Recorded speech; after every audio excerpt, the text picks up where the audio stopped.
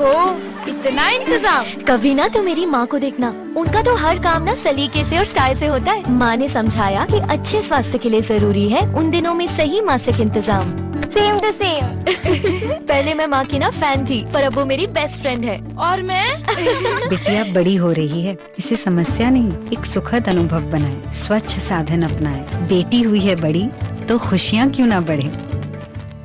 स्वस्थ राजस्थान की ओर बढ़ते कदम। डायल एन एम्बुलेंस जीवन वाहिनी सेवा जिंदगी को सुरक्षित एवं स्वस्थ बनाने के लिए राजस्थान सरकार की एक अभिनव पहल, जिसके तहत मोबाइल या टेलीफोन से टोल फ्री नंबर 108 या 104 डायल करने पर उपलब्ध होगी जनरल एक्सप्रेस सेवा, आपातकालीन एम्बुलेंस, गैर आपातकालीन बेस एम्बुलेंस एवं विभिन्न चिकित्सकीय परामर्श सेवाएं। डायल एन एम्बुलेंस जीवन वाहिनी सेवा आपकी जिंदगी को सुरक्षित बनाने के लिए हर पल समर्पित। राष्ट्रीय स्वास्थ्य मिशन एवं IEC राजस्थान द्वारा जनहित में प्रसारित। नवजात शिशु की परिवार केंद्रित देखभाल भावी जीवन को बनाए सुरक्षित और खुशहाल। बस ध्यान रखिए, प्रसव चिकित्सालय में ही और 6 महीने तक सिर्फ स्तनपान, व्यक्तिगत साफ सफाई जरूरी, शिशु की नाल पर कुछ नहीं, आँख में काजल भी नहीं। 5 साल के अंदर संपूर्ण टीकाकरण, समय पूर्व जन्मे या कम वजन वाले बच्चों को सीने से लगाकर कंगारू केयर और किसी भी असामान्यता की स्थिति में नजदीकी अस्पताल से तुरंत संपर्क। राष्ट्रीय स्वास्थ्य मिशन IEC राजस्थान द्वारा जनहित में प्रसारित।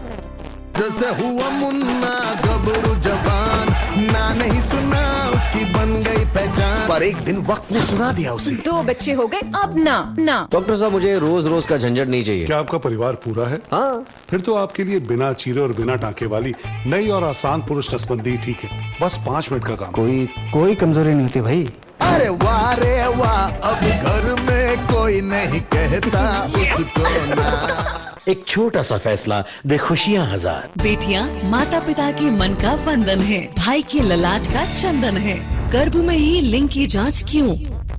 गर्भस्थ शिशु का लिंग परीक्षण कानूनन अपराध है। ऐसा करना, कराना, सहयोग देना या विज्ञापन करना भी जुर्म है। भुगतनी पड़ सकती है 5 साल तक जेल और 1 लाख तक का जुर्माना। लिप्त व्यक्तियों की शिकायत टोल फ्री नंबर 104 पर फौरन दर्ज कराएं। मुखबिर की पहचान गोपनीय और सही सूचना पर 2 लाख तक का इनाम। बेटियां बचाइए। माँ बनना सुखद अनुभव है। सुरक्षित प्रसव के लिए गर्भावस्था के दौरान रखनी होती है कुछ सावधानियाँ। खून की कमी, ब्लड प्रेशर, वजन इत्यादि प्रसव पूर्व जांचों के साथ कुशल परामर्श की होती है आवश्यकता। ये सुविधाएं सभी सरकारी अस्पतालों में निशुल्क उपलब्ध हैं। आओ सुरक्षित मातृत्व की ओर कदम बढ़ाएं। हर महीने की 9 तारीख को प्रधानमंत्री सुरक्षित मातृत्व अभियान की सेवाओं का लाभ उठाएं। जच्चा बच्चा की सुरक्षा है हम सबका संकल्प। अधिक जानकारी के लिए टोल फ्री नंबर 104 या 108 पर कॉल करें। 2 बच्चों में अंतर होता है सुखी परिवार का आधार। गर्भधारण रोकने का सुरक्षित और आसान तरीका है प्रसव पश्चात IUCD लगाने में 5 मिनट से भी कम समय और किसी तरह के आराम की जरूरत नहीं, क्योंकि याद रखिए डिलीवरी के 40 दिन के अंदर फिर से गर्भ ठहर सकता है। चाहे बच्चा माँ के दूध पर हो या माँ की माहवारी शुरू न हुई हो, तो करें क्या? बचाव के लिए डिलीवरी के 48 घंटे के अंदर IUCD जरूर लगवाएं। जब अगला बच्चा चाहे IUCD निकलवा सकते हैं। PP IUCD सेवाएं सरकारी स्वास्थ्य केंद्रों पर मुफ्त उपलब्ध हैं।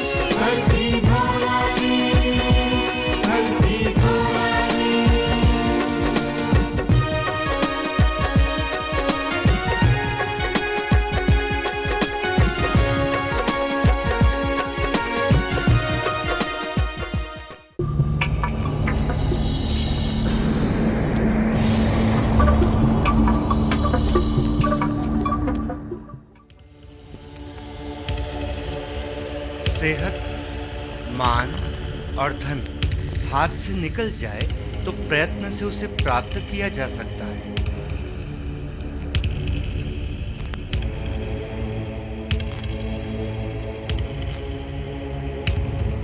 हाथ से निकला समय कभी वापस नहीं लाया जा सकता है। इस मर्म को अगर हम समझकर आत्मसात कर लें तो हमें प्राप्त होगा मनन।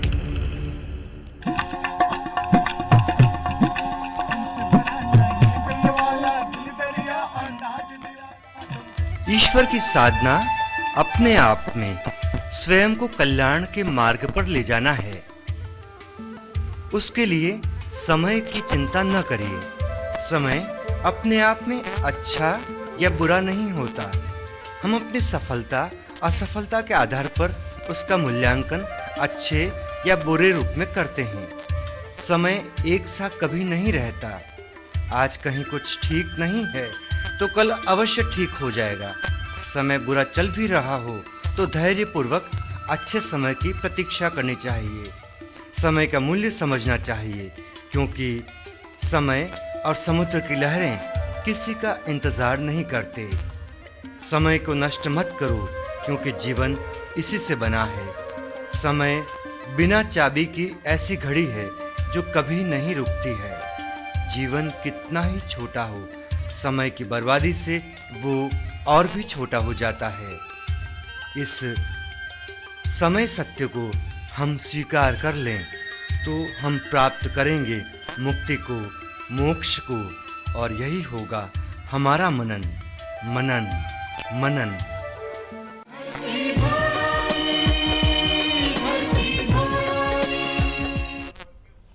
नमस्कार दोस्तों। कहते हैं पहला सुख निरोगी काया। वाह। जी हाँ, बिल्कुल सही है। जब हमारी काया निरोगी होगी, जब हमारा शरीर स्वस्थ होगा, तो ही हम जीवन की बड़ी से बड़ी समस्याओं का, बड़ी से बड़ी मुश्किलों का डटकर हंसकर सामना कर सकते हैं।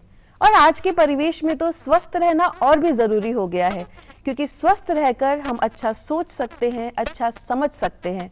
और कहते भी तो हैं कि एक स्वस्थ शरीर में स्वस्थ मस्तिष्क निवास करता है। जी हाँ, माइंड हमें पूरी शक्ति देता है सोचने समझने की कि ये चीज़ हमारे लिए सही है, ये चीज़ गलत है, और इसी समझ को लेकर एक स्वस्थ जो शरीर है उसका निर्माण होता है। इसलिए अपने लिए क्या सही क्या गलत, इसका आकलन आप खुद करें रोजाना, और हर सुबह ये आकलन करना जरूरी है। और साथ ही साथ एक बात और कहना जरूरी है, सुप्रभात धरती धौरारी। मैं तरुण व्यास और मैं हूं आपके साथ प्रज्ञा। जी प्रज्ञा, जैसे आपने कहा स्वास्थ्य की बात करी सुबह सुबह, और आज का दिन जो है 31 मई तंबाकू निषेध दिवस के रूप में हम मनाते हैं। और वास्तव में ये एक ऐसी चीज है, ऐसी मतलब बुराई है या जड़ है, जिसे संपूर्ण तरीके से नष्ट करने के लिए हम हर बार प्रयास करते हैं, और हर बार प्रयास करने में सफल भी रहते हैं। बिल्कुल। कुछ लोगों को हम सुधारते चलते हैं, ये बहुत अच्छी बात है। तो इसलिए स्वास्थ्य को अपने अच्छे बनाएं, इसके लिए अपना मस्तिष्क यूज करें, सोचें ये चीज हमारे लिए गलत है, नहीं यूज करनी है। तो आज हमने खास तौर पर आज कार्यक्रम में जिस शख्सियत को आमंत्रित किया उनके बारे में आपको बताएं। ये हैं सीनियर प्रोफेसर अरुण चौगले साहब। ये डीन है राजस्थान यूनिवर्सिटी में स्वास्थ्य विज्ञान विभाग में। साथ ही साथ ये सवाई मानसिंह जो हॉस्पिटल है वहां पर विकिरण सुरक्षा अधिकारी हैं, और ये फर्स्ट इंडियन वाइस प्रेसिडेंट है AFOMO के, और प्रेसिडेंट है AMPI के। अरुण चौगले साहब, बहुत बहुत स्वागत है सुप्रभात धरती धौरारी। आपसे हम बातें शुरू करें उसके पहले, जैसा कि तरुण ने बताया कि आज 31 मई है, विश्व तंबाकू निषेध दिवस है। ये हम सभी जानते हैं तरुण कि तंबाकू का सेवन स्वास्थ्य के लिए हानिकारक होता है, कई बीमारियां इससे जन्म लेती हैं। क्यों ना हम आज ये प्रण लें सुप्रभात धरती धौरारी के इस मंच से कि तंबाकू को आज से ही ना करेंगे, हम खुद स्वस्थ रहेंगे, अपने देश को स्वस्थ रखेंगे। क्या कहना चाहेंगे डॉक्टर साहब? दूरदर्शन के सभी प्रेक्षकों को मेरा नमस्कार, और मैं SMS मेडिकल कॉलेज के परिवार के तरफ से आप सबकी स्वस्थ जीवन की कामना करता हूं। और आपने जैसे शुरुआत में ही कहा कि जो स्वास्थ्य है वो सभी जीवन का पाया है। मैं मानता हूं हेल्थ इज द वेल्थ, और वो अगर ठीक नहीं है, दुनिया की कोई भी वेल्थ है वो किसी काम की नहीं है। और अपना जो हेल्थ है ये अपने हाथ में ही है। शुरू से अगर हम इसकी तरफ ध्यान दे दे कि 24 घंटे में कुछ समय हम स्वास्थ्य के लिए निकालें, एक्सरसाइज करें, क्योंकि बहुत सारी बीमारियां जो है वो इम्यून सिस्टम में जो कमजोरी आती है, प्रतिरोध शक्ति जो कम होती है उसकी वजह से होती है। और हम अगर कुछ समय निकालें, और आपने जैसे कहा 31 में ये जो है विश्व नो टोबैको डे, विश्व तंबाकू निषेध दिवस है। ये हम एक दिन के लिए सेलिब्रेट करके इसकी तीसरी नहीं करें, ये 365 दिन हमारे जीवन का, हमारे रोजमर्रा जिंदगी का मैसेज होना चाहिए, तंबाकू का सेवन किसी भी प्रकार से हम नहीं करेंगे। मैं बताना चाहता हूं कि तंबाकू में 40 से अधिक ऐसे घातक रसायन है जो कैंसर के कारक है। और तंबाकू कैंसर ही नहीं करता, तंबाकू की वजह से फेफड़ों की बीमारियां, हृदय संबंधित बीमारियां होती है। और प्रति वर्ष पूरे विश्व में 50 लाख से भी अधिक लोगों की मौत तंबाकू जनित रोगों की वजह से होती है। इसका मतलब हर मिनट में 10 लोगों की मौत तंबाकू जनित रोगों की वजह से हो रही है। अकेले भारत में ही 10 लाख से अधिक लोगों की मौत तंबाकू जनित रोगों से वजह से हो रही है। इसका मतलब 2500 लोगों की मृत्यु हर दिन तंबाकू जनित रोगों से हो रही है। तो आज सुप्रभात धरती धौरारी के इस मंच से हम सभी आपसे अपील करना चाहेंगे, आज विश्व तंबाकू निषेध दिवस पर तंबाकू को आज से ही ना करें, खुद भी स्वस्थ रहें, देश को भी स्वस्थ रखें। जी, और एक बात और समझे, देखिए कितनी सिंपल सी बात है कि तंबाकू एक ऐसी चीज है जो उगती है, लेकिन उसे पूरी धरती पर कोई भी कीट पतंगा, कोई भी जानवर पक्षी उसको सूंघता भी नहीं है। एक बुद्धिजीवी इंसान ही उसको अपने मुंह में डालता है। ये जानवर भी समझते हैं कि ये कितना विषैला है, फिर भी हम लोग इसका यूज करते हैं। ये बहुत ही एक दयनीय स्थिति है, इसे हम ही सुधार सकते हैं और कोई नहीं सुधार सकता। डॉक्टर, आप क्या कहेंगे? बिल्कुल सही, मैंने जैसे कहा, और मैं विगत 25 साल से कैंसर अवेयरनेस से जुड़ा हूं। कैंसर क्यों होता है, कैंसर की कैसे रोकथाम कर दी जाती है, और क्या कैंसर अर्ली डायग्नोसिस हो सकता है। और एक समाज में भ्रांति है, एक बार कैंसर हो गया तो मृत्यु बिल्कुल अवश्यंभावी है और इससे हम क्योर नहीं हो सकते। इस मैसेज को जो समाज में फैला हुआ है, उसको गलत धारणा है, उसको करने के लिए हम स्कूल कॉलेजेस में, विविध संस्था में हम जाते हैं। और जब मैं ये तंबाकू की बात करता हूँ, तंबाकू की इसलिए विशेष तौर पे मैं बात करता हूँ, राजस्थान, मध्य प्रदेश, उत्तर प्रदेश, ये जो एक बेल्ट है जहाँ पे तंबाकू सामाजिक कुरीति की तरफ जो है फैला हुआ है, और चौपाल में बैठे हैं, कहीं इर्द गिर्द बैठे हैं तो तंबाकू का सेवन हम करते हैं। और भारत ही, क्योंकि मैं विदेश में भी बहुत जगह भ्रमण किया और मैं भाग्यशाली हूँ कि बहुत सारे फेलोशिप भी मिली, और ऐसी एक fellowship UICC, union against cancer, जो वर्ल्ड की है, उसके तहत मुझे ऑस्ट्रेलिया जाने का मौका मिला, जहां पे मैंने 15 दिन के टोबैको और उसके रिलेटेड कैंसर के बारे में मैंने वहां जानकारी हासिल करी, वहां लेक्चर्स अटेंड कर लिए और वहां ट्रेनिंग ली। तो दुनिया में, भारत के अलावा पूरी दुनिया में, चाहे यूरोप माने या अमेरिका में, स्मोक यानी तंबाकू जो है स्मोकिंग के में ही यूज होती है, चाहे वो सिगरेट मोस्टली वहां यूज होती, लेकिन भारत में स्मोक रहित, धुआं रहित तंबाकू का भी विभिन्न प्रकार से इस्तेमाल होता है। हम अगर बात करें छींकने से लेकर, दातून से लेकर, पान मसाला, गुटखा, बीड़ी, हुक्का, विभिन्न प्रकार से हम तंबाकू का सेवन कर रहे हैं। और ये बड़ी दुर्भाग्य की बात है, इतना प्रचार, इतना बैन है, तो भी आज हम देखते हैं कि भारतवर्ष में 25 करोड़ से अधिक पुरुष और 10 करोड़ से अधिक महिलाएं, ने 35 करोड़ इस आबादी के, 130 करोड़ से आबादी से 35 करोड़ लोग तंबाकू का सेवन करते। Every 4th person is using the tobacco. और सर, इसमें तो मैंने जैसे कई बार नोट किया है, कुछ लोगों की तो दिन की शुरुआत, अगर उनको पाखाना जाना है तो उससे पहले उनको जर्दा चाहिए होता है, जो कि एक बहुत ही, ये मुझे जब लगता है कि ये दिमागी एक तौर पर एक भ्रांति होती है कि मुझे इससे मोशन होगा या मुझे इससे ताकत आएगी। जैसे कि कई मजदूर भाई भी उस बीड़ी का प्रयोग इसलिए करते हैं कि मैं ताकत पालूंगा। तो आप इतना देखते हैं, इतने सारे केसेस आपके सामने आते हैं, सबसे पहले टेस्ट्स वगैरह आपके सामने ही होते हैं, आप खुद ही करते हैं। कितने लोगों में ये जानकर एक उत्सुकता होती है कि भाई अब मुझे छोड़ देना चाहिए?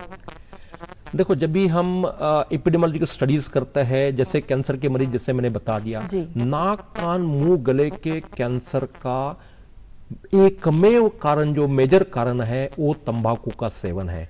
और अब हमारे यहाँ सेंटर में हम देखते हैं 35 से 40% पुरुषों में होने वाला जो कैंसर है वो नाक, कान, मुंह, गले का कैंसर है। और इनमें से 70% से भी अधिक कैंसर मरीज जो है तंबाकू का किसी ना किसी प्रकार से सेवन कर रहे हैं। हम उनको कोशिश करते हैं कि भाई ये अच्छी बात नहीं है। उसके अलावा मैं उनके साथ जो अटेंडेंट होता है, कई बार हम उसको समझाते हैं, इतना समय तो नहीं होता, लेकिन इनमें एनजीओ जो होते हैं, जो नॉन गवर्नमेंट एजेंसी, जो स्वास्थ्य संस्थाएं हैं, ये इन संस्थाओं की भागीदारिता बहुत अधिक है। और हम भाग्यशाली है कि एसएमएस मेडिकल कॉलेज के रेडियोथेरेपी विभाग में ऐसे 3 संस्थाएं काम करती है। जयपुर कैंसर रिलीफ सोसाइटी काम करती है, आशा किरण काम करती है और मैस्टेक्टोमी एसोसिएशन काम करती है, जो मरीज को काउंसलिंग का काम करती है। और वो उनको बताती है भी ये तंबाकू, बीड़ी, सिगरेट जो के रूप में आप सेवन करते हो स्वास्थ्य के लिए हानिकारक है। उसके बावजूद भी जब हम बाहर देखते हैं, कई बार मरीज भी जिसका इलाज चल रहा है वो भी बीड़ी पी रहा है इलाज चलते वक्त। उसको कई बार कहते भी है तेरा अब इलाज नहीं करेंगे, उसको डांटते भी है, वो कहते हैं कि साहब छूटती नहीं, छोड़ना तो चाहता हूं। कई बार हम देखते हैं कि 70% से भी अधिक बीमार होते हो छोड़ना तो चाहते हैं, या एडिक्ट जो है वो छोड़ना चाहता है। लेकिन इसके लिए आत्मबल ये बहुत जरूरी है, इच्छा शक्ति की। आज जैसे आपने कहा कि ये भ्रांतियां है कि एक कश लिए बिना या मुंह में तंबाकू, पान मर गुटखा डाले बिना मोशन साफ नहीं होती है, ये नहीं होती। ऐसा तो कोई स्विच मुंह में नहीं है कि वो वहां रखने से गुदद्वार का मुंह खुले, ऐसा नहीं है। ये एक हमारी कंडीशन हो गई कि हमने जीवन को इसको बना दिया, नशा ऐसा हो जाता है कि उन बेड़ियों में हम जकड़ गए कि ये खाएंगे तो ऐसा नहीं होगा, या उसका कश नहीं लेगा तो ऐसे कोई तो उसमें विटामिन नहीं है, ऐसे में कोई उसमें एनर्जी कंटेंट नहीं है कि वो लेने से हमें एनर्जी मिल गई या कोई कैलोरीज मिल गई, ऐसा कुछ भी नहीं है। ये तो एक नशा है जिसमें निकोटीन होता है, वो निकोटीन की वजह से उसको छोड़ नहीं पाते। और एक स्टडी हुई है, इनमें से 3 से 4% लोग ही उसको छोड़ सकते हैं। तो सबसे पहली चीज है इस नशा को इसके पहले से दूर ही रहे, और छोड़ना भी है एक प्लान्ड वे में छोड़े। प्लान्ड वे में का मतलब ये है, आज मैं कहूं कि नहीं आज से मैं तंबाकू छोड़ दूंगा, लेकिन मेरे इर्द गिर्द मित्र बैठे हैं या चौपाल पे फिर जाऊंगा, फिर होगा, तो मेरे को ये करना है कि मैं धार्मिक यात्रा पे जा रहा हूं 7 दिन 8 दिन, या मैं कहीं जगह जा रहा हूं कि वहां ना मैं सेवन करूंगा, ये करूंगा। आप अगर 10-12 दिन इससे अब्स्टेंट रहेंगे, फिर धीरे धीरे बॉडी कंडीशन हो जाएगी, आप उसको छोड़ सकते हो। लेकिन एक आत्मबल और एक मन की वो चाहिए कि मैं इसके ऊपर विजय पा सकता हूँ, छोड़ सकता हूँ, ये बहुत जरूरी है। डॉक्टर साहब, अगर हम कैंसर की बात करें, पिछले कुछ सालों में देखने में आ रहा है कंटिन्यू कैंसर के मरीज बढ़ते जा रहे हैं साल दर साल। क्या रीजन है कि साल दर साल कैंसर मरीजों की संख्या बढ़ती जा रही है? बिल्कुल सही आपने फरमाया।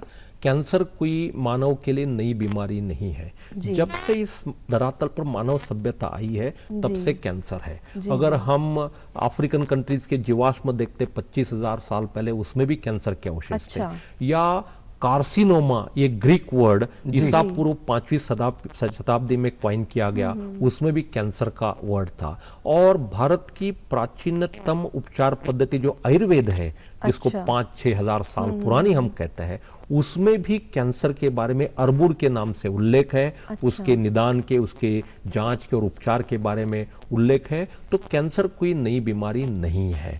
लेकिन जो हमारा खान पान, रहन सहन में बदलाव होता जा रहा है, उससे कैंसर की संख्या दिनों दिन बढ़ती जा रही है। और कैंसर एक डिसीज, जैसे डायबिटीज है, इसी प्रकार cancer is a disease of lifestyle. हमारे जीवन शैली में जो बदलाव आते जा रहे हैं, उस बदलाव का ही परिणाम है ये संख्या बढ़ती जा रही है। और मैं आगे चल के अगर बता दूं कि अभी जो ICMR, Indian council of medical research, और WHO की रिपोर्ट है, भारत वर्ष में प्रति वर्ष 10 लाख से अधिक कैंसर मरीज पाए जा रहे हैं। और आज 13% से भी अधिक मौतों का कारण, एकमेव कारण है cancer. 13% deaths are because of the cancer है। और आज सेकंड किलिंग डिसीज अगर कोई है, वो है कैंसर। प्रथम नंबर पे कार्डियोवैस्कुलर, हृदय फेफड़ों से संबंधित बीमारियां हैं। लेकिन जिस रफ्तार से ये कैंसर का संख्या बढ़ती जा रही है, दिनों दिन बढ़ती जा रही है, WHO का अनुमान है 2020 में, यानी लगभग 3 या 4 साल बाद ये नंबर 1 पे आएगा किलिंग डिसीज के रूप में। और भारतवर्ष में ही 18 लाख से अधिक कैंसर के मरीज प्रति वर्ष कैंसर के पाए जाएंगे। और इसको हम ही हरा सकते हैं। देखिए, आज ही प्रण लीजिए सभी लोग मिलकर कि अगर आसपास घर में कोई भी तंबाकू का किसी भी तरीके से सेवन कर रहा है, प्लीज उनको मना करें, नहीं करें, और उनको प्रेम से समझाएं। कुछ और, जैसे जब उनको ऐसा मन कर रहा हो, उनको कहीं और घुमाने ले जाएं, कुछ और खिला दें, मिठाई खिला दें। बहुत सारी चीजें हैं हमारे पास में, किचन में इतनी चीजें होती हैं जो कि हम खाते जाएं तो पूरी जिंदगी निकल जाए। तो हम छुड़वा सकते हैं, बस एक आत्मबल की जिसको छोड़ने वाला है उसको, और साथ में परिवार को भी साथ देना होगा, तभी ये काम होगा। सर, परिवार साथ और ये साथ में इतनी सारी चीजें जो बीमारी जिन्हें हम कहते हैं, आप जिसके विशेषज्ञ हैं, जाने जाते हैं, लेकिन जब एक छोटा बच्चा होता है तो उसे कुछ नहीं पता होता मुझे क्या करना है। सांगली जैसा महाराष्ट्र में एक छोटा सा गांव, वहां पर छोटा सा अरुण उस समय का 1959, और अब यहाँ तक, तो एक छोटे से गांव से पूरे वर्ल्ड में आपने नाम कमाया, आगे बढ़े। तो उस गांव की बात करते हैं और उस समय की बात करते हैं, थोड़ा पीछे चलते हैं। बिल्कुल सही है। मिरज, जिसको दुनिया में, भारत में भी फेमस है, मरीज, वहाँ 800 क्लिनिक है, बहुत बड़े अस्पताल है, मेडिकल कॉलेज है, और एक मिशनरी हॉस्पिटल 1940s के आसपास वहाँ पे स्थापित हुआ, और उसी के पास वॉलनेस चेस्ट हॉस्पिटल ये मिशनरी संस्था ने वहां कर दिया। और मिरज एक जंक्शन होने की वजह से इसका जो कैचमेंट एरिया कर्नाटका, महाराष्ट्र से बहुत जगह से वहां पे मरीज आते हैं। उस शहर से, उस तालुका से मैं एक ग्रामीण खेती बाड़ी करने वाले परिवार में मैं पैदा हुआ। लेकिन मेरे पिताजी की इच्छा थी कि हम 5 भाई हैं, मैं 5 भाइयों में सबसे छोटा हूं, लेकिन सभी को शिक्षा ग्रहण करें। उनका कहना यह था कि आप कम से कम ग्रेजुएट बनो, विद्या की चोरी नहीं हो सकती, विद्या ग्रहण करना बहुत जरूरी है। और सभी को उन्होंने पढ़ाने का बीड़ा उठाया। भले ही हमारा स्कूल 6 किलोमीटर दूर था, और उस जमाने में कॉन्वेंट स्कूल्स जैसे कोई स्कूल्स नहीं हुआ करते थे। एक सरकारी स्कूल हुआ करता था जहां हमें पट्टियां भी, दरिया भी लेके जानी पड़ती थी, वहां सफाई भी करनी पड़ती थी घर से।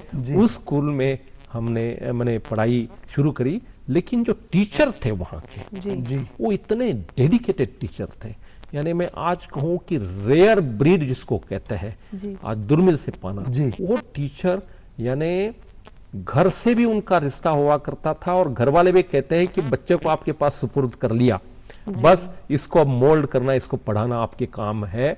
और चाहे छड़ी से मारे या पीटे, कोई पेरेंट जाके कंप्लेन नहीं करते थे, बोलते कि गुरुजी कर रहे हैं तो सही के लिए कर रहे हैं, अच्छाई के लिए कर रहे हैं।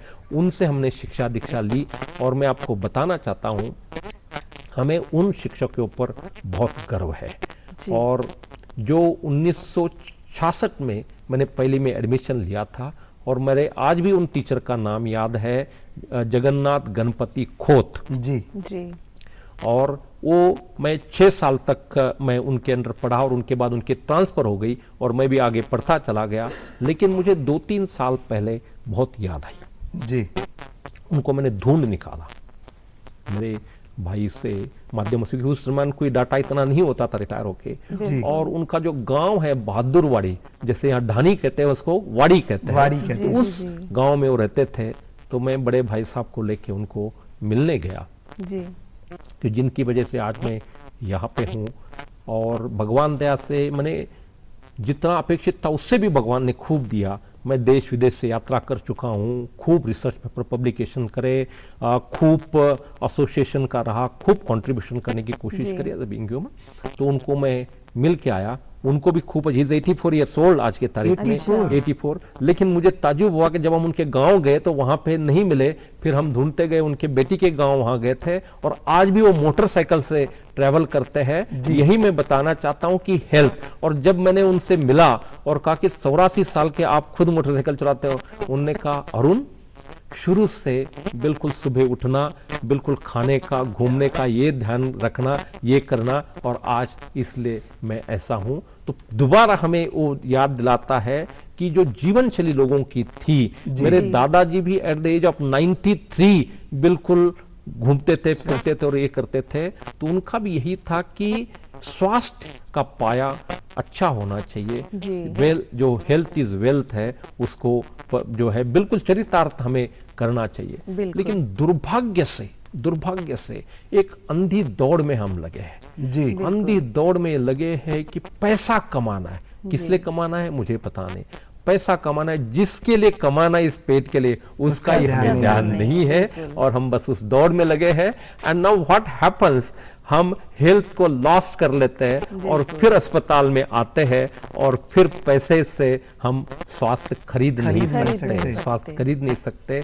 तो मैं यही मैसेज स्कूल कॉलेजेस में भी जाता हूँ, यही कहता हूँ, बच्चों पढ़ाई लिखाई होनी चाहिए, आगे बढ़ना भी चाहिए, लेकिन खेलो कूदो, एक्सरसाइज करो, और खाने के प्रति जो है, आज जब भी हम बात करते हैं, जब भी बात होती है कि बर्थडे है, कोई सेलिब्रेशन है, पिज्जा, पास्ता और ठंडा का मतलब जो है वो कोल्ड ड्रिंक, थम्स अप का आता है, ये कितने हानिकारक है जी, ये बताने की बहुत बहुत आवश्यकता है। और ये मैं कहता हूं कि परिवार से हमें जो बच्चों का लालन पालन होता है, तब से ये खान पान रहन, और कैंसर ही नहीं, बहुत सारी बीमारियां जो है ये खान पान, ये लाइफ स्टाइल जो है, इसे हम सुधार लेना तो हमारी जिंदगी की सारी प्रॉब्लम्स खत्म हो जाएंगे। कहीं हम बीमार नहीं होने वाले। जैसा कि बताया 93 ईयर ओल्ड दादाजी, टाइमिंग से उठना, टाइमिंग से सोना, खाने पीने का एक टाइम, ये शेड्यूल हम सब बना लेना तो लाइफ में कोई दिक्कत नहीं है। और आज 31 मई विश्व तंबाकू निषेध दिवस है, तो आइए एक मैसेज ये देखते हैं।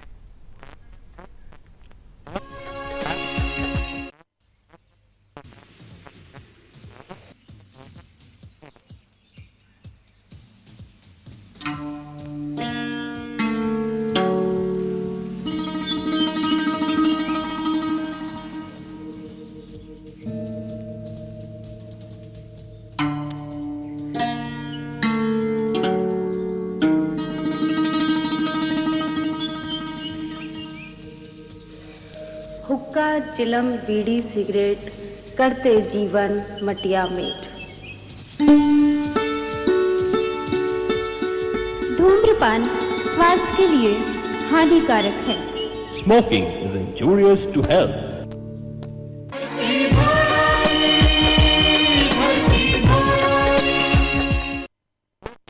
तो दोस्तों, हमने देखा कि तंबाकू का सेवन स्वास्थ्य के लिए कितना हानिकारक होता है। और चलिए आज फिर से एक बार प्रण लेते हैं कि तंबाकू को आज से ही ना कहेंगे, खुद को स्वस्थ रखेंगे, देश को स्वस्थ रखेंगे और देश को स्वस्थ रखने में अपनी भूमिका निभाएंगे।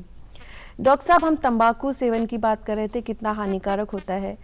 एक सवाल मन में उठ रहा था कि जो लोग तंबाकू का सेवन करते हैं, जो और मादक पदार्थों का सेवन करते हैं, क्या उनमें कैंसर होने के या और रोग होने की संभावना ज़्यादा रहती है उन लोगों की अपेक्षा जो इनका सेवन नहीं करते? जैसे मैंने आपको कहा, हर कोई बीमारी आपकी जो प्रतिरोध शक्ति है कमी होना, उसकी वजह से कारक है, कैटालिस्टिक जो करते हैं हम, कारक तत्व हो जाता है।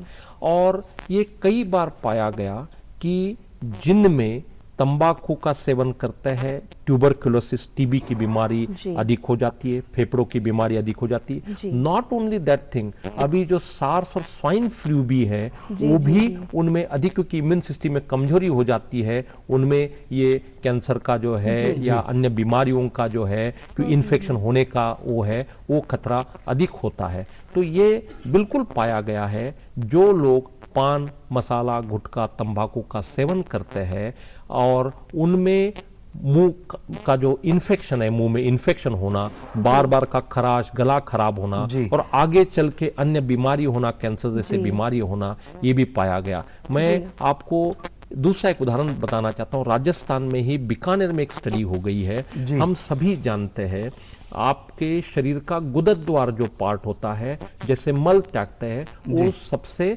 ज्यादा बैक्टीरिया पाए जाते हैं और गंदा होता है। लेकिन जो पान मसाला गुटखा खाते हैं उनके मुंह में गुदद्वार द्वार से भी अधिक बैक्टीरिया पाए जाते हैं और ये बैक्टीरिया आपके इम्यून सिस्टम को कम कर लेते हैं और बीमारियों को फैला देते हैं, करते हैं। तो तंबाकू का जो सेवन है किसी भी प्रकार से स्वास्थ्य के लिए फायदे तो 1% नहीं देता, नुकसान ही करता है। तो इसके प्रभाव में आने, लेकिन होता क्या है कि पीयर प्रेशर, एक दूसरे के देखा देखी, कई भ्रांतियां कि वो कश लगाने से एनर्जी मिलती है, लोग करते चलते। या मैं एक एग्जांपल बता देता हूं अभी आपको। 1951 में ही प्रोफेसर डोड ने एक बड़ा रिसर्च उन्होंने किया, उनने बताया there is a strong relation, तंबाकू कैंसर का कारक है, ये पब्लिश हुआ। उसके बाद अमेरिका में लंग कैंसर का प्रतिशत बहुत अधिक था, स्मोकिंग बहुत ज्यादा थी पुरुषों में, क्योंकि मुंह में भी दिखाया जाता है आपका हीरो कश लगा रहा है, सिगरेट लगा रहा है, तो उसका एक हीरो का हम अनुकरण कर लेते हैं और आगे चलते हैं। तो ये प्रतिशत धूम्रपान का बहुत अधिक था। लेकिन थोड़ा कैंपेन चला तो पुरुष में धूम्रपान कम होता गया और 1980 के दशक में धूम्रपान 80% से लेकर 40% पुरुषों में आया। लेकिन ये जो टोबैको लॉबीज है, ये टोबैको लॉबीज मार्केटिंग के लिए नई नई तरीके ढूंढते हैं और उन्होंने फीमेल महिलाओं को उसकी तरफ आकर्षित किया और उन्होंने कहा कि फीमेल भी कहीं कम नहीं है, उनको भी, और फीमेल स्मोकिंग इंक्रीज होती गई तो lung cancer in male decrease होता गया और फीमेल में जो है ये इसका प्रतिशत बढ़ता गया। तो एक कैंपेन जो होता है, तो इसके जैसे ये प्रोग्राम होना ये बहुत अच्छी बात है, लेकिन ये एक दिन ही नहीं होके ये कंटिन्यूस होते रहे और एक हम जीवन शैली का इसको पार्ट बनाए कि इन नशा वाली चीजों से हम दूर खुद तो रहेंगे, बाकी हमारे इर्द गिर्द रहने वाले घर वालों को भी रखेंगे। मैं कई बार जैसे स्कूल कॉलेजेस में जाता हूं तो मैं यही उनको बच्चों को कहता हूं, मैसेज देने के बाद मैं पूछता हूं, अभी फॉर एग्जांपल रक्षाबंधन आने वाला है या आपका बर्थडे आने वाला है, तो मैं कहता हूं रक्षाबंधन आ रहा है तो आपके भाई से ये मानो अगर वो बीड़ी सिगरेट या किसी तंबाकू का सेवन करता है उसको कहो कि मुझे कोई मोबाइल या बड़ी गिफ्ट नहीं चाहिए, आप तंबाकू का सेवन नहीं करोगे, ये मुझे गिफ्ट दे दो। या पिताजी, चाचा जी, ताऊ जी आपके तंबाकू का सेवन करते हैं, बर्थडे के लिए मेरी ये गिफ्ट, ये बर्थडे के लिए मैं छोड़ दोगे, इसको त्याग दोगे, ये सबसे बड़ी गिफ्ट है। तो आपको एक मन को पहुंचकर लोगों को मोबिलाइज करना चाहिए। और मैं कई बच्चों को ये भी देता हूं, आपका होमवर्क तो खूब है, लेकिन ये प्रण लो कि इस साल में कम से कम 10 लोगों की तंबाकू छुड़ाने के लिए आप मदद करेंगे। आपके घर में आने वाला काम वाला हो, काम वाली हो, इर्द गिर्द हो, आसपास, उनको एक कन्विंस करके तंबाकू। इसमें मुझे लगता है कि जैसे इमोशनली, जो जिसको कई बार कहते हैं इमोशनली ब्लैकमेलिंग, तो अगर इमोशनली हम समझाएं, जैसा कि आपने बताया बहन के लिए, भाई के लिए रक्षाबंधन की बात, तो इससे ये इमोशंस होंगे ना, उससे छूट सकते। इसके लिए करवा चौथ है हमारा या बर्थडे है, महिला ये कहे कि मेरे अगर प्रेम करते हो, मेरे से प्यार करते हो, जो कुकर का एडवर्टाइजमेंट आता है वैसे यह कहे कि अगर मेरे से बिल्कुल प्यार करते हो तो ये तंबाकू का नशे की कोई चीज आप काम में नहीं लोगे, वही मेरा प्यार है। और महिला के अपील में इतनी शक्ति है कि मैं कहता हूं कि पुरुष जो है छोड़ सकता है। तो देखिए इनकी जो बात से आया कि अगर हम प्रण ले लेना, चाहे कोई भी हो, चाहे घर में कोई भी हो, और कई बार तो लोग ये भी सोचते हैं कि साहब मैं नहीं खाता तो मैं खाता हूं तो मेरे को तो नहीं होगा, किसी और को होगा। लेकिन अगर आप छोड़ने का प्रण ले लेंगे 100% आप सफल होंगे, बिल्कुल श्योर होंगे। तो सफलता की कहानी क्या कहती है? वो ये कहती है कि सफल होना इस रास्ते से जाता है। एक कहानी दिखाते हैं आपको, सफलता की कहानी इनकी जुबानी।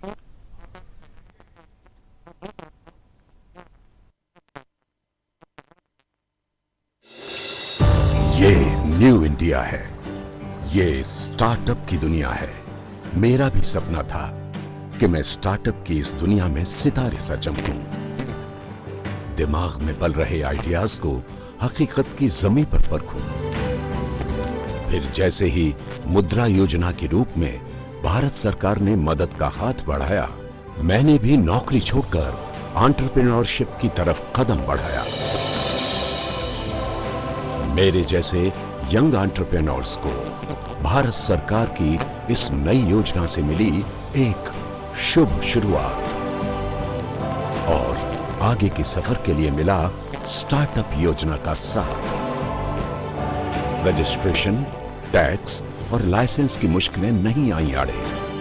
मेरे बिजनेस की शुरुआत हुई इस नए और सहूलियतों से भरे इकोसिस्टम के सहारे। इंक्यूबेटर, मेंटर्स और जरूरी सभी जानकारी मिली बस एक क्लिक से।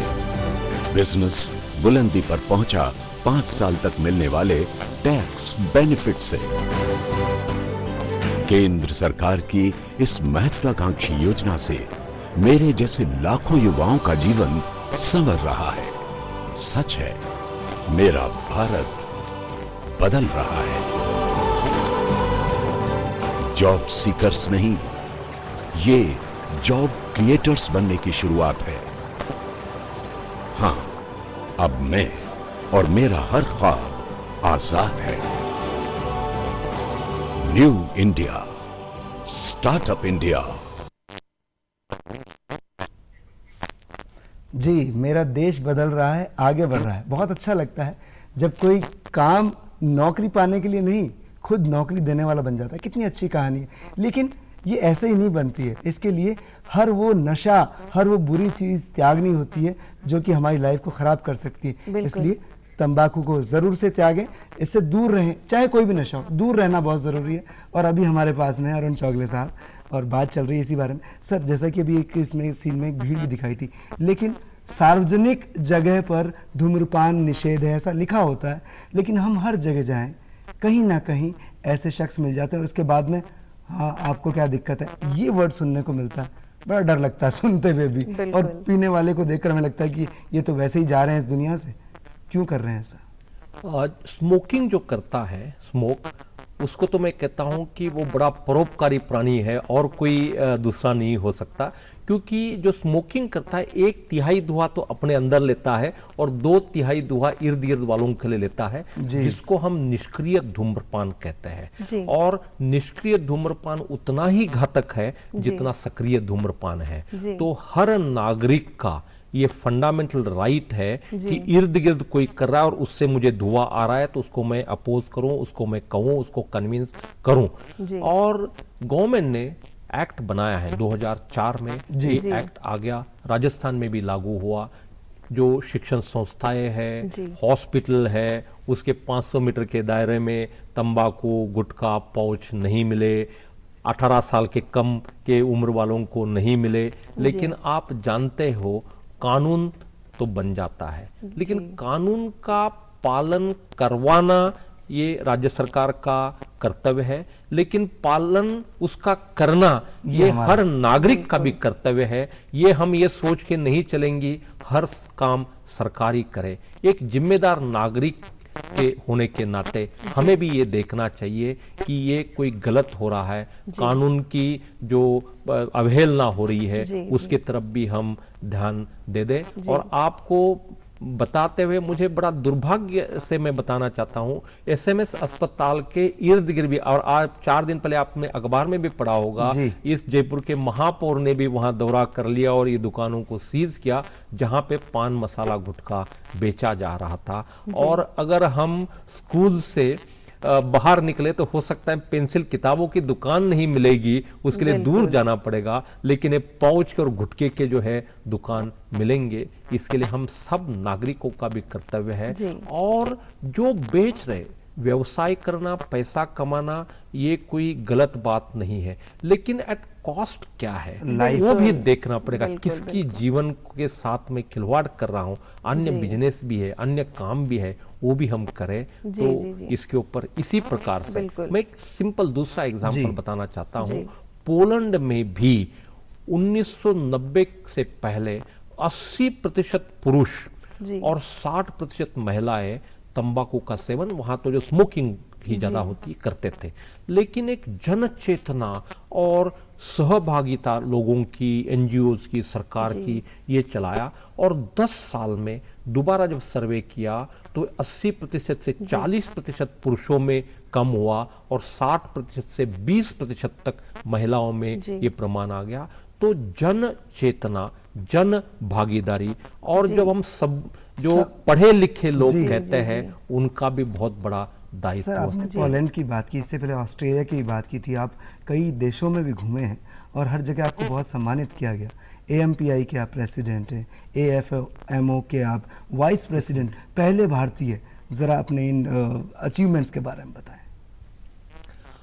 शुरू से मैंने जैसे 1984 में मैंने चॉइस ही ले ली कि मेडिकल कॉलेज में मैं फैकल्टी में आऊँगा, क्योंकि मुझे रिसर्च, पढ़ाई लिखाई इसमें बहुत ज़्यादा इंटरेस्ट था और यही पढ़ाई लिखाई है और यही पब्लिकेशन है। मैंने खूब सारे प्रोजेक्ट्स भी करे। एक उदाहरण मैं दूसरा देना चाहूँगा। आपको पता है कि राजस्थान एटॉमिक पावर प्लांट जो रावत को भाटा में है, वहाँ पे 1990 के दशक में एक BBC में न्यूज़ आ गई और ऐसी फैलाई गई न्यूज़ कि RAPP के न्यूक्लियर रिएक्टर के इर्द गिर्द जो है रेडिएशन से बहुत सारी बीमारियां फैली हुई हैं और एक एक्सपर्ट टीम भेजी और मैं भाभा एटॉमिक रिसर्च सेंटर से भी ट्रेंड हो, रेडिएशन के सुरक्षा हूँ, तो मुझे भी वहाँ भेजा। वहाँ रुके, हम गाँव में सर्वे किया और उसके आगे चल के मैंने 3 साल का प्रोजेक्ट लिया इन्वायरमेंट फॉरेस्ट मिनिस्ट्री से। उस के अराउंड जो विकिरण निकलता है न्यूक्लियर रिएक्टर के, और भी जैसे राजसमंद डिस्ट्रिक्ट, उदयपुर डिस्ट्रिक्ट, भिलवाड़ा, इनमें रेडिएशन की मात्रा क्या है, और हमने ये पाया वहाँ का विकिरण कोई अधिक नहीं है, उससे कोई खतरा नहीं है, वो है। और ये आगे चल के मैंने बहुत सारे प्रोजेक्ट और एटॉमिक एनर्जी रेगुलेटरी बोर्ड से लिए और अभी भी मेरे पास 3-4 प्रोजेक्ट, रिसर्च खूब पब्लिकेशन हुए, मोर देन 100 पब्लिकेशंस मेरे हैं और बहुत सारे फेलोशिप जो कैंसर में मिले। और मैंने बताने में हर्ष होता है कि यूनियन अगेंस्ट कैंसर की फेलोशिप मिली। मैं विजिटिंग प्रोफेसरशिप जो मुझे मिलती है इटली की, वो 6 साल के लिए मिली थी, जिसके तहत में हर साल 1-1 महीने के लिए मैं वहाँ जाता था। 3rd world of academy of sciences जो है उसमें, और इसी जो UIC जो फेलोशिप थी इटली के दरमियान, वही उस सेंटर में जो अब्दुल कलाम सेंटर था, वहाँ पे UR राव जो भारत रत्न है, उनसे भी बड़े बड़े साइंटिस्ट आते थे, उनसे मुलाकात होती थी और वहां हम जब उनसे डिस्कस करते थे, होता था science has no borders, science की कोई बाउंड्री नहीं, बॉर्डर्स नहीं, बड़ा इंटरमिक्सिंग है और ह्यूमैनिटी के लिए हम कैसे यूज कर सकते हैं। और ये मैं करता गया और इससे मुझे बहुत सारे फेलोशिप मिले। आज मैं भारतीय संगठन है उसका अध्यक्ष भी हूँ और जो 21 country Asia Oceania federation of medical physics है उसका मैं वाइस प्रेसिडेंट हूँ और 2019 में उसका मैं पहला भारतीय प्रेसिडेंट बनूंगा। और इसी प्रकार मैंने बहुत सारे कॉन्फ्रेंसेस भी करता रहता हूँ और इस साल एशिया ओशियाना पैसिफिक की जो कांग्रेस है फर्स्ट टाइम इंडिया में मैं ले आया हूँ।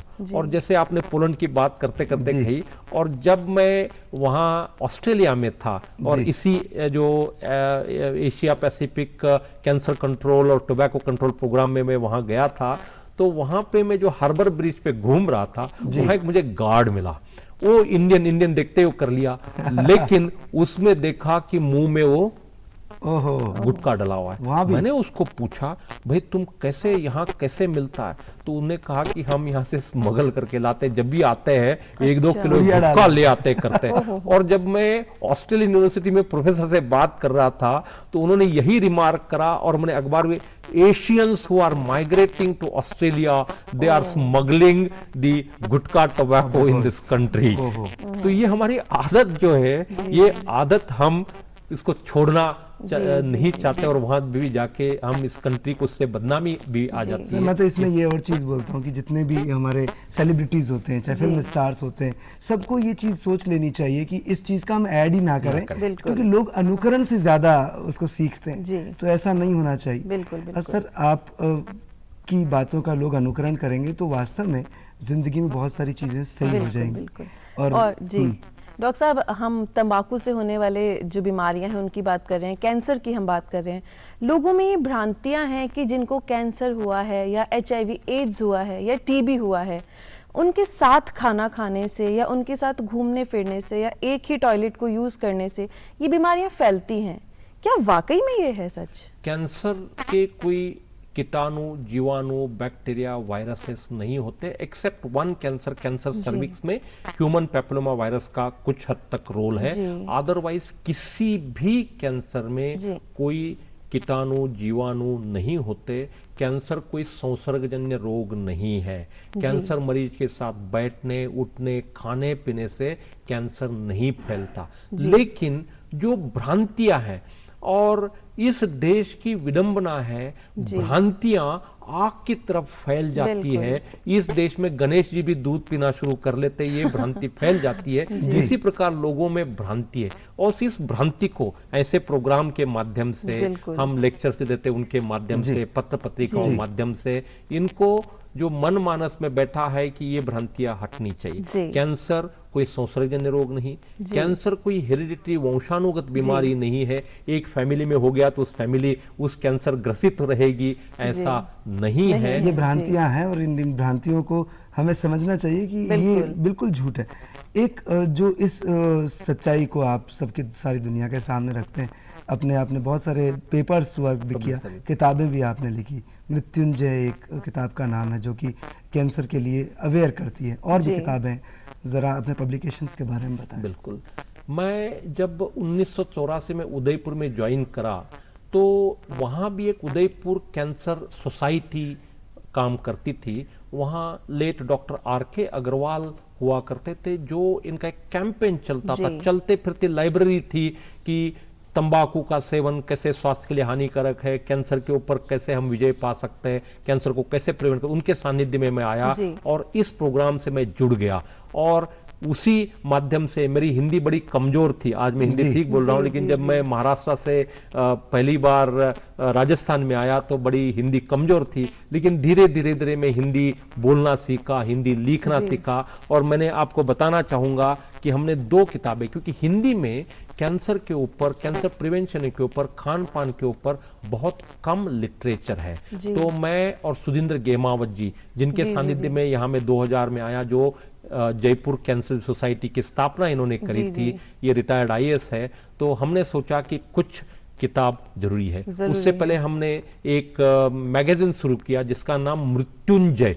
कैंसर का नाम जो माना जाता है कि कैंसर मीन्स मृत्यु, लेकिन हम उसके ऊपर विजय पाया जा सकता है, इसके एक हमने मृत्युंजय शुरू किया। आगे चल में कैंसर एक सतत संघर्ष किताब लिखी, फिर हम कैंसर एक संक्षिप्त परिचय किताब लिखी। और मेरे को बताने में हर्ष होता है जो हमने कैंसर एक सतत संघर्ष लिखी, इसकी 8वां एडिशन आ रहा है। और हर माह 250 से 300 किताबें टाटा मेमोरियल हॉस्पिटल से दी जाती है, क्योंकि ऐसा हिंदी में, सरल हिंदी में लिटरेचर बहुत कम उपलब्ध है। एक अवेयरनेस, और इससे जो पैसा आता है वो पैसा हम नहीं यूज करते, ये कैंसर रिलीफ सोसाइटी में जाता है। और जैसे मैंने पहले ही बताया, कैंसर एक व्यक्ति की बीमारी नहीं है, वो पूरी परिवार की बीमारी हो जाती है। और कई बार होता है परिवार का कमाऊ जो होता है वो कैंसरग्रस्त हो जाता है। डॉक्टर साहब, आपने जैसा कि बताया कि कैंसर अगर किसी व्यक्ति को होता है तो वो सिर्फ उसकी बीमारी नहीं है, पूरे परिवार की बीमारी है।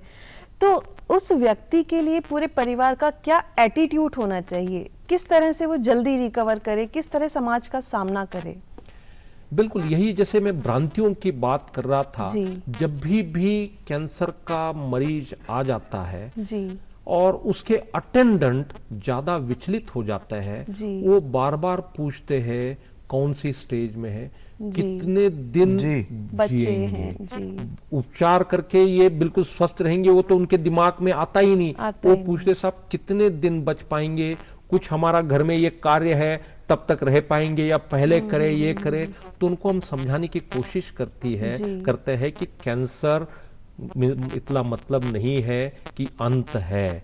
और यही बताने के लिए हमने जैसे बताया था कि कैंसर विजेता दिवस हम सेलिब्रेट करते हैं हर वर्ष 9 फरवरी को, कैंसर विजेता दिवस हम करते हैं। और जो इस कैंसर सोसाइटी चलाते हैं इसमें ज्यादातर ऐसे स्वयंसेवी लोग हैं जिनको कैंसर हुआ था, उसके ऊपर उन्होंने विजय पाई है, स्वस्थ जीवन यापन कर रहे हैं और समाज को प्रेरित कर रहे हैं और कुछ दे रहे हैं कि आपका मनोबल, विल पावर रखिए। जी, हम हर इसीलिए सर कि जैसे फिल्म लाइन में भी आनंद जैसी फिल्में आई थी और एक मैसेज देती हैं कि इंसान को अंदर से मजबूत होना चाहिए, बीमारियां कोई नहीं तोड़ सकती इंसान को, विल पावर मजबूत स्ट्रांग होना होनी चाहिए। तो उस मजबूती को कैसे पाया जाए, एक मैसेज के जरिए चलते चलते आप सभी को क्या कहना चाहेंगे?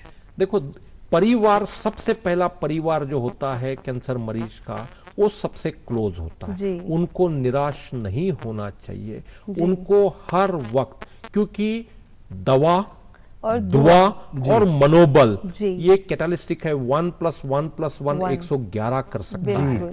तो मरीज, डॉक्टर इलाज करता है, एक वो एस्पेक्ट है, लेकिन उसके जो रिश्तेदार है, उसके जो क्लोज रिलेटिव है, उनको उसको संभल पाना कि मैं इसको विजय पा सकते हो, उसके ऊपर इसको कैंसर को हरा सकते हो, ये, और उसके साथ साथ उनको मनोबल बढ़ाते रहना। तो मनोबल बढ़ाते रहें और इसको हम हरा देंगे, तंबाकू को हरा देंगे, कैंसर को हरा देंगे, बस हम सब साथ मिलकर हराएं ना, तभी हारेंगे ये सारी बीमारियां। कि टीम वर्क होना चाहिए। तो अरुण चौगले साहब, बहुत सारी बातें हो गई, समय का पता ही नहीं चला। आप यहाँ पर आए और सभी को अपना संदेश बताया, अपने बारे में बताया, बहुत अच्छा लगा। बहुत बहुत शुक्रिया। यहाँ बहुत बहुत धन्यवाद मेरे को बुलाने के लिए। और दूरदर्शन के सभी प्रेक्षकों को मैं यही कहना चाहता हूँ, हेल्थ इज द वेल्थ, इसको बहुत ध्यान रखिए। सब चीजें, आपका नुकसान, कोई चीज, पैसे गए या कोई गाड़ी खराब हो गई, उसको ठीक कर सकते हैं। हेल्थ अगर उसका पाया कमजोर रहेगा तो ये पैसे देके भी नहीं मिल सकता, तो उसको बहुत ध्यान पूर्वक रखें। तो ये बातें आप बिल्कुल अपनी गांठ बांध लें जो सर ने बताई और जीवन में आगे बढ़ते जाएं। तो अब हम भी आगे बढ़ते हैं, चलते हैं प्रज्ञा न्यूज की ओर, लेकिन उससे पहले लोकगीत होगा। तो अब आज्ञा दीजिए तरुण व्यास, प्रज्ञा को नमस्कार। नमस्कार।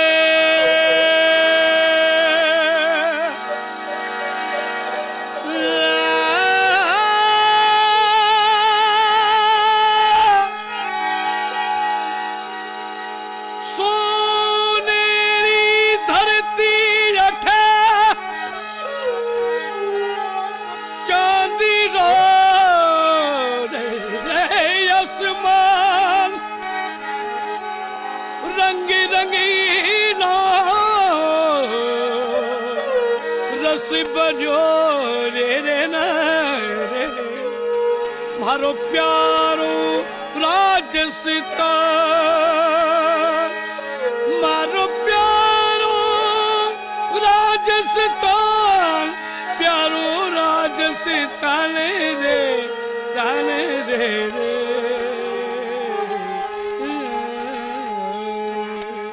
और केसरिया बना था रे तू दिली रो,